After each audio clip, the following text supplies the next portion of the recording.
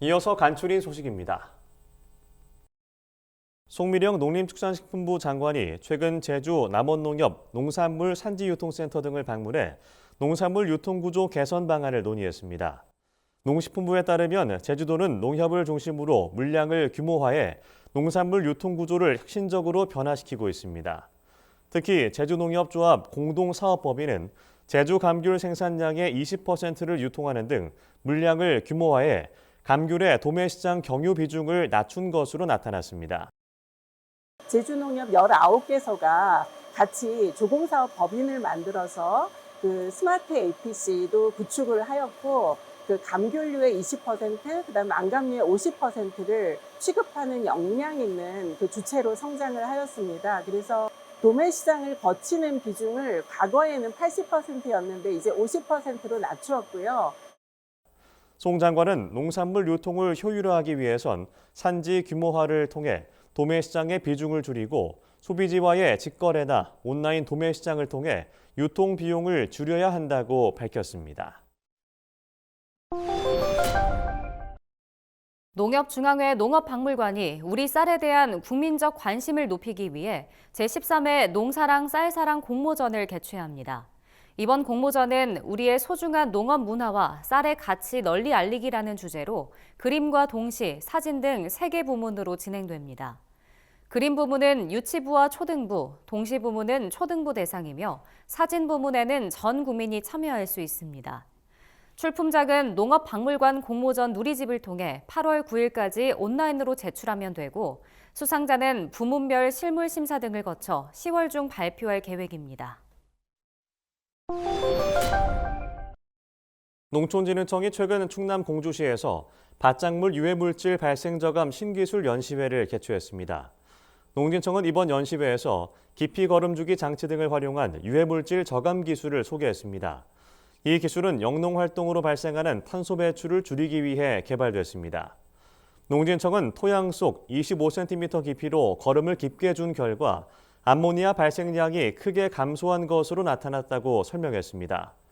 이에 농진청은 올해 바짝물 유해물질 발생 저감 실천단지를 조성하고 깊이 거름주기 장치 등을 활용한 기술을 투입해 신기술 시범 사업을 추진할 계획입니다. 산림청이 불편한 산지 규제를 개선하기 위해 31일까지 산지관리 분야 제도 개선 국민공모제를 개최합니다.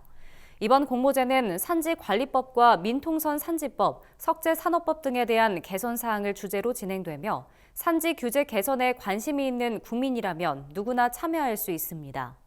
참여를 원하는 사람은 5월 31일까지 제안서를 작성해 산림청 산지정책과로 접수하면 됩니다. 심사를 거쳐 선정된 아이디어는 향후 산림관리 분야 제도 개선 사항에 반영될 예정입니다. 농식품 원산지 표시를 거짓으로 하거나 아예 하지 않은 집단급식소 74곳이 적발됐습니다. 국립농산물품질관리원은 지난달 어린이집과 요양병원 내 집단급식소 등을 대상으로 특별 점검을 실시한 결과 원산지를 거짓으로 표시한 업체 51곳과 원산지를 표시하지 않은 업체 23곳을 적발했다고 최근 밝혔습니다.